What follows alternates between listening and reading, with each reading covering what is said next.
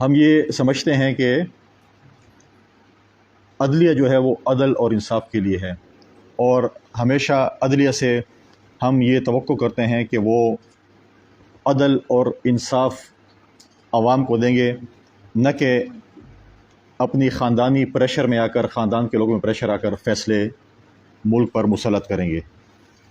آپ نے دیکھا کل ثاقب نثار صاحب کی بھی ایک آڈیو لیک آئی، اور بڑا افسوسناک امر ہے کہ ہمیں پتہ چل رہا ہے کہ ہمارے سپریم کورٹ میں کیا کیا چیزیں جو ہیں وہ ہو رہی تھیں یا ہو رہی ہیں۔ ابھی بھی سپریم کورٹ میں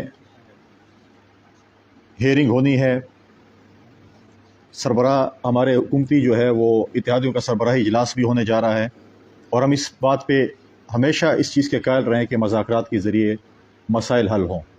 ملکوں کے درمیان، پارٹیوں کے درمیان اختلافات بھی ہوتے ہیں، ملکوں کے درمیان جنگیں بھی ہوتے ہیں، لیکن مذاکرات کے ذریعے مسائل حل کیے جاتے ہیں۔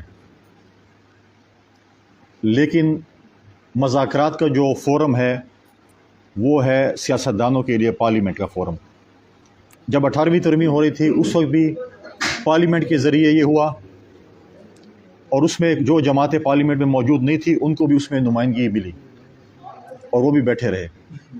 اور سپریم کورٹ کا کام ہے اس ملک میں عدل اور انصاف دینا، عدالتوں کا کام ہے۔ عدالتوں کا کام سیاسی جماعتوں کے درمیان مذاکرات کرانا نہیں ہے، اور ہم بالکل مذاکرات پہ یقین رکھتے ہیں۔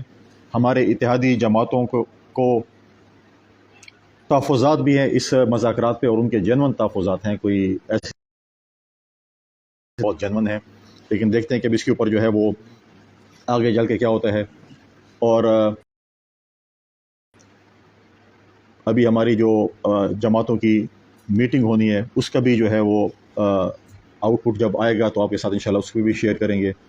عید کے دنوں میں ایک سوات میں بھی ایک ناخوشگوار واقعہ پیش ہے، ہمارے پولیس کے نوجوان جنہوں نے قربانیاں دی شہید ہوئے اور زخمی بھی ہیں اس کے اندر۔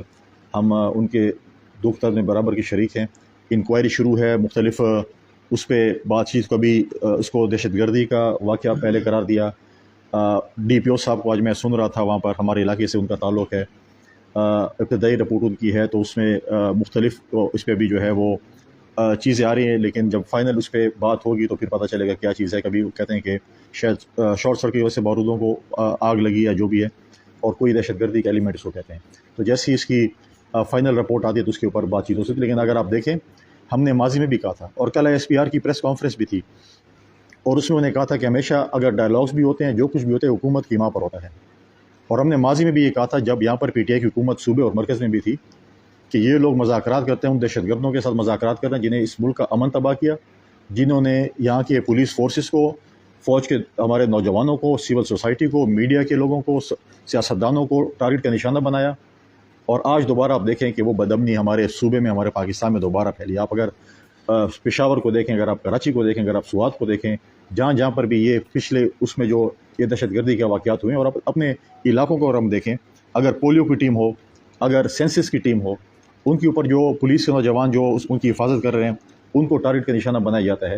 ریسنٹلی عید کے دن بھی ایک لکی مروت میں ایک ریٹائرڈ فوجی آفیسر کا جو ہے اس کی شہادت ہوئی۔ تو یہ بڑے افسوسناک امر ہے، اور ہم یہی چاہتے ہیں جب تک اس ملک میں سزا جزا نہیں ہوگی اس وقت تک یہ مسئلے حل نہیں ہو سکتے۔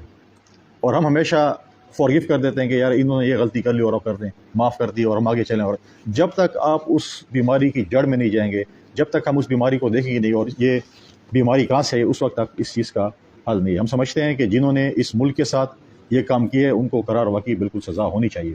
جب سزا ہوگی تو آگے جو ہے پھر چیزیں ٹھیک ہوگی۔ اگست میں اسمبلی کا ٹائم پورا ہو رہا ہے، اس میں جو ہے پھر نگراں حکومت آنی ہے، اور اس کے بعد جو ہے اکتوبر میں جو ہے الیکشن ایکسپیکٹ۔ ہم کہتے ہیں کہ فری اینڈ فیئر الیکشنز ہوں، ایکول پلینگ فیلڈ سب کو ملے، اور جس کو بھی پاکستان کی عوام مینڈیٹ دیتی ہے اس کا کیا کہ وہ اس ملک پر حکمرانی کرے۔ یہ حکومت جو ہے معاشی بحران کا بھی شکار ہے پورا ملک، تو کیا لوگ ایسی صورتحال میں آپ لوگ الیکشن میں جا پائیں گے یا معاشی صورتحال کو پہلے حکومت بہتر بنانے کا ایجنڈا رکھتی ہے؟ دیکھیں، ہم تو یہی کہتے ہیں کہ تمام سیاسی جماعتوں کو بیٹھنا چاہیے، معاشی صورتحال کو بھی دیکھنا چاہیے، لا اینڈ آرڈر سچویشن کو بھی دیکھنا چاہیے، اور الیکشن کو بھی دیکھنا چاہیے۔ اور ہم سب دیکھیں معاشی صورتحال اچھی بری ہوتی ہیں، جنگوں میں بھی الیکشنز ہوتے ہیں، ہم تو یہ کہتے ہیں کہ بیٹھنا چاہیے، لیکن تمام جماعتیں اس چیز پہ ایگری ہیں کہ ایک دن میں الیکشن ہونے چاہیے، صرف پی ٹی آئی ایگری نہیں ہے کہ ایک دن میں الیکشن ہونے چاہیے۔ اور اس کے ساتھ ساتھ جب آپ معاشی صورتحال کی بات کرتے ہیں تو انہی کے سابق وفاقی وزیر خزانہ کہہ رہے تھے پاکستان کو بلا جو کچھ بھی ہو جائے آپ اپنے وزراء کو کہہ رہے تھے کہ آپ لیٹر لکھیں تاکہ ان کو IMF کی ڈیل نہ ہو، ان کو یہ نہ ہو. یہ اپنی صرف ان کا جو ہے چیزیں صرف اپنی ذات تک مختص ہیں کہ ہم ہوں تو سب کچھ ہے، ہم نہ ہوں تو کچھ نہیں. خدا نخواستہ عمران خان صاحب نے بھی اسٹیٹمنٹ دی تھی کہ یار اس ملک پر ایٹم بم خدا نخواستہ کیوں نہیں گرا جب ان کو حکومت ملی اور باقی چیزیں تھیں. تو لہٰذا جو ہے وہ اپنے دائرے سے باہر نکلے اور ملک کے متعلق سوچے تو